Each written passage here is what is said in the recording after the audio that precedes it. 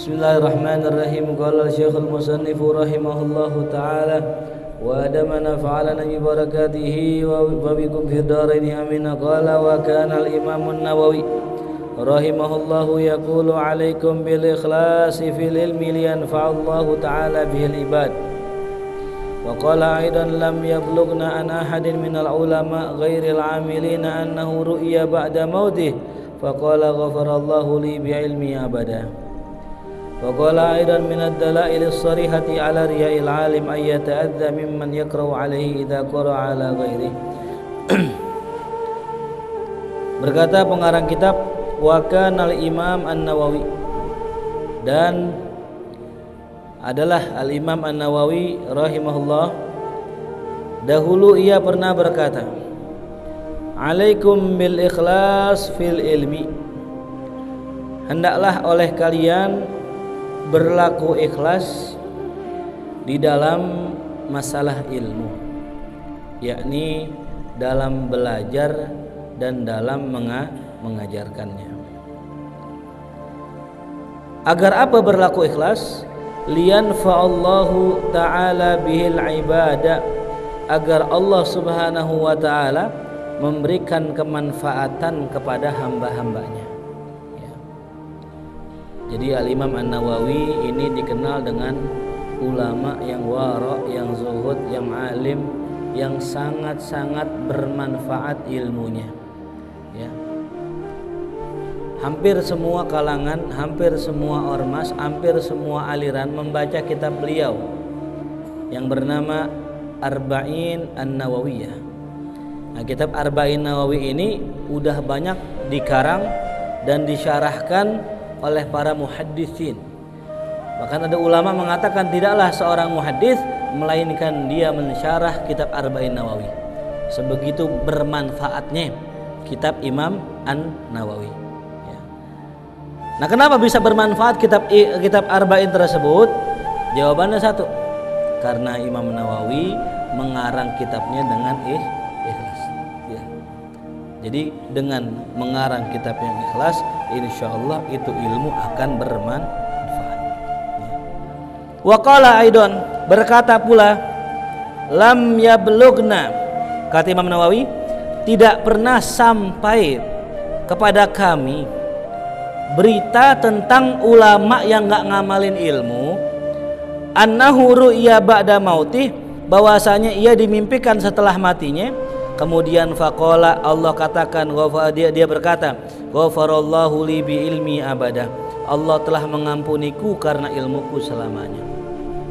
Kata Imam Nawawi, nggak pernah aneh dengar ada ulama yang kagak ngamalin ilmunya yang bilang Allah ampunin aneh karena ilmu. Nggak ada. Orang kalau punya ilmu, tok ilmu doang, kagak ada amalnya, bukan menjadi kebaikan tuh ilmu, malah menjadi azab. Ya. Wa kullu man bi ghairi ilmin ya'malu amaluhu mardudatun la tuqbalu. Setiap orang yang beramal tanpa ilmu, amalnya tertolak. Ya. Jadi kudu pakai ilmu. Ya. Wa kullu alimin bi ilmihi lam ya'malan mu'adzabun min qabli ubadil wasan.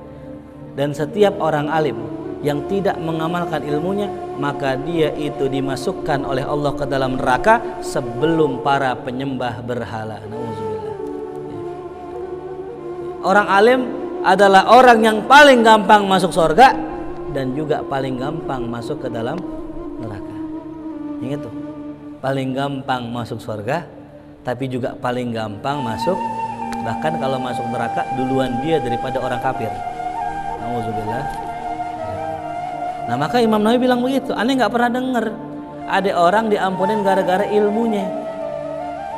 Aneh punya ilmu banyak, tapi aneh nggak amalin. Terus dia di dalam kubur, ya, aneh diampunin sama Allah karena ilmu aneh. Nggak ada. Orang diampunin karena amalnya, bukan karena ilmunya. Ilmu hanya wasilah untuk kita beramal. Maka ilmu jangan ditumpuk-tumpuk. Numpuk ilmu doang. Hari ini belajar ilmu ini, besok belajar ilmu ini, udah tahu, tapi satu pun nggak ada yang dikerjain. Wa qala aidan, begitu juga Imam Nawawi berkata, wa minad dalail as-sarihati ala riya'il alim Di antara tanda yang sangat jelas atas riyaknya orang alim adalah ayat ta'adza mimman yaqra'u alaih idza qara'a ala ghairih. Ayat ta'adza, dia merasa sakit, mimman yaqra'u alaihi, kepada orang yang ngaji sama dia, idza qara'a ala ghairih, kalau orang itu ngaji sama orang lain. Sakit nih perasaannya kalau dia ngaji sama orang lain. Kan ada orang ya, ini sebagai seorang alim, sebagai seorang guru ya, ketika saya ngajarin antum ilmu ya, itu saya harus berlapang dada kalau antum juga ngambil ilmu dari guru lain. Nah begitulah yang benar. Jadi ketika antum ngaji sama saya nggak bisa ngajar, saya suruh gantiin yang lain. Wala ya'tamidu 'alal ilmi faqat, jangan kita bersandar sama ilmu doang. Ya.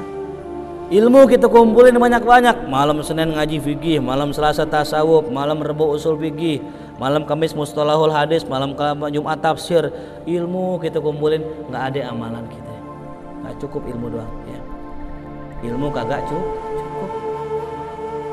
Fa innahu qalilul jadwa ay faidah fil akhirah, karena ilmu itu ya, kalau ilmu doang itu qalilul jadwa, sangat sedikit faidahnya fil akhirah, nanti di hari kiamat. Sampai salah seorang ulama yang bernama Al-Imam Junaid Al-Baghdadi, ketika beliau telah wafat, orang ngimpiin beliau, dan tuh orang bertanya kepada beliau, wahai Imam Junaid ya, bagaimana kau keadaanmu sekarang? Kata Imam Junaid, alhamdulillah, saya dalam keadaan nikmat, dalam keadaan senang. Dengan apa engkau diberikan kesenangan oleh Allah? Beliau nggak jawab, bukan dengan ilmu, bukan dengan apa-apa, tapi beberapa rakaat yang saya kerjakan di malam hari. Jadi beliau diberikan kenikmatan sama Allah bukan karena ngajarnya, bukan karena ceramahnya, bukan karena ilmunya, bukan karena sodakonya, tapi beberapa rakaat yang dikerjakan di malam hari. Kenapa? Karena nggak ada yang tahu selain beliau sama Allah. Wayam bagi lil alim, yang ke-40, seyogyanya bagi seorang alim ayu aliman niyah, mengajarkan niat, wal adab, dan adab, qabla ayu alimal ilma, sebelum diajarin ilmu. Nah ini ya, kita kalau ngaji yang pertama kali kita belajar apa masalah nih, innamal a'malu.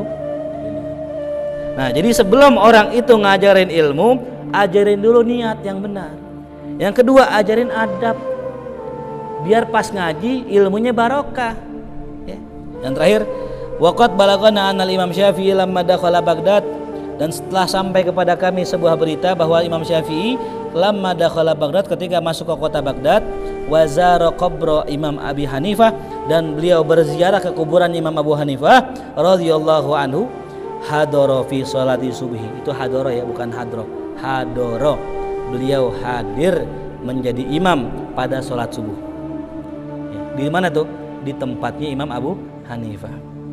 Fatarokal kunuta ma'annahu yaqulu bihi, dan Imam Syafi'i tarokal kunut, kagak baca kunut. Ma'annahu, padahal ia annahu yaqulu bihi, padahal ia berpendapat bahwa kunut itu sunnah, tapi beliau nggak baca kunut. Aneh nggak? Beliau berpendapat sunnah tapi beliau nggak baca. Faqila lahu fi zalik, setelah salat muridnya pada nanya, ya Imam, bukankah antum mengatakan bahwa kunut subuh adalah sunnah? Apa jawabannya? Istahyaitu minal imam, aku malu sama Imam ya Abu Hanifah, an aknuta bi hadratihi, sedang aku kunut, sedang aku ada di hadir di hadapannya. Wa huwa la yaqulu bihi, sedangkan Imam Abu Hanifah enggak berpendapat kunut itu sunnah. Adab.